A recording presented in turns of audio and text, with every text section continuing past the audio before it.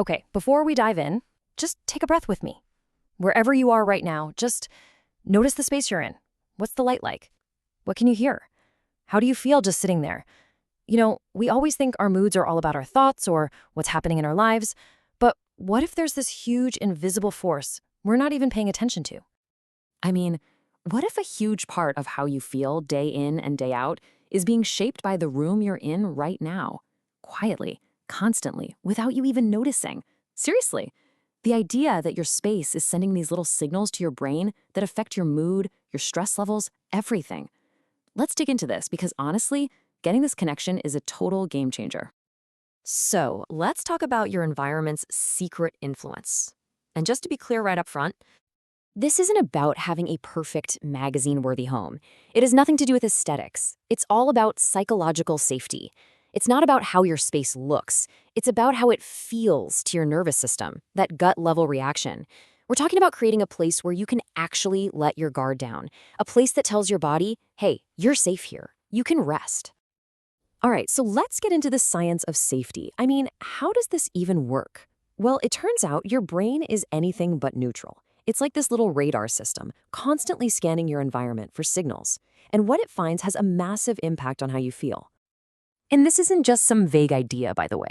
There's a whole field of study called environmental psychology. It's all about how physical spaces, everything from the lighting in your room to the stack of mail on your counter, are actively messing with your emotions and your mental health. And really, it all boils down to this one simple, silent question your nervous system is asking, like 24/7. Am I safe here? And it's not thinking about the answer. It's feeling the answer based on everything it senses, the light, the noise, the clutter. It's totally subconscious, happening all the time. So you can think of your nervous system as having two main modes. There's regulation mode. That's when you feel calm, focused, present. Then there's protection mode. That's your stress, on alert, kind of shutdown state. And guess what? Your environment is constantly pushing you into one of these two camps. And what's crazy is, it's the little, everyday stuff that keeps us stuck in that protection mode. Things like those super bright overhead lights late at night, your body reads that as daytime, stay awake. The constant buzz of the fridge or traffic outside, that keeps you on edge. And all that visual clutter, to your brain, that's just a massive screaming to-do list. And here's the thing that really gets me. You don't get used to stressful environments. You adapt to them. And that's a huge difference. Adapting means your body is holding on to that tension, even when you're sitting on the couch trying to watch a movie. You're basically living in a low-grade state of fight or flight. You have to remember, your brain's software hasn't been updated in like thousands of years. It's built for survival, not for interior design. So back in the day, a chaotic, unpredictable environment could literally mean danger, like a predator was nearby. Today, your brain sees a messy room, and on some deep level, it still gets that same threat detected, stay alert signal. So let's just pause for a second. Think about your main space, where you spend the most time. How do you actually feel when you're in there? Calm? Drained? A little bit on edge? And hey, no judgment. This is just about noticing. That's the first step. Okay, so now let's talk about the hidden emotional cost. Because ignoring this stuff isn't just about being a little uncomfortable. It has real consequences, leading to this state of constant, low-level stress. And this is what so many of us are dealing with. It's called chronic mild stress. It's not one big crisis. It's the drip, drip, drip of being overloaded by your environment. Your brain is basically always on, always processing, even when you're trying to chill. It's why you can sleep for 8 hours and still wake up feeling completely wiped out. And this whole thing creates this nasty feedback loop, right? You feel stressed and chaotic on the inside, so you let your space get cluttered on the outside.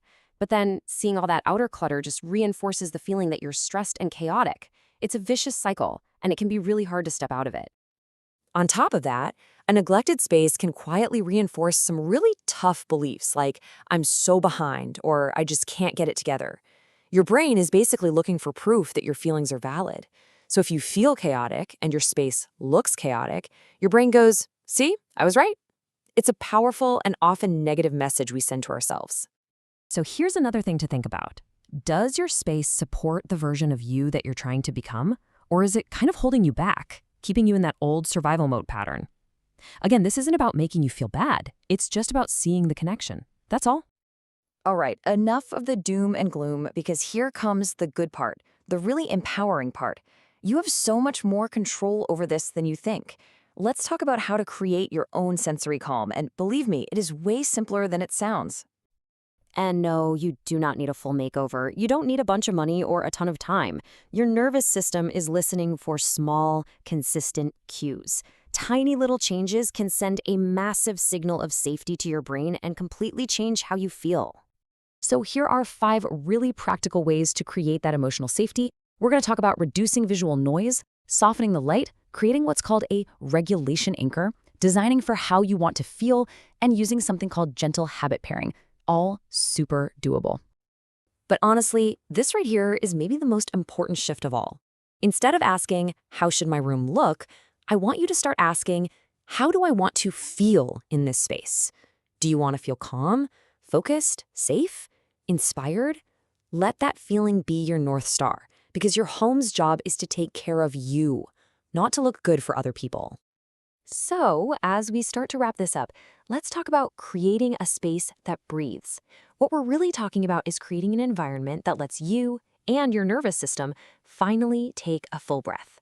A space that's on your team, not working against you. Think about it like this. Your environment is always talking to you, whispering in your ear. So what's yours saying? Is it yelling, hurry up, stay alert, you're not doing enough? Or is it whispering, hey, you're allowed to rest here. It's okay. So, my last question for you is this. What's one small thing you can do, like today, to make your space feel just a tiny bit safer? I'm not talking about being more productive or making it look perfect, just safer. Maybe it's just clearing off one little corner. Maybe it's buying a softer light bulb, something small. Because at the end of the day, creating safety around you is one of the most powerful acts of self-respect there is. It's not a luxury, it's essential. So remember, designing a space that feels like a deep exhale, well, that's not just okay. It's one of the best things you can do for yourself.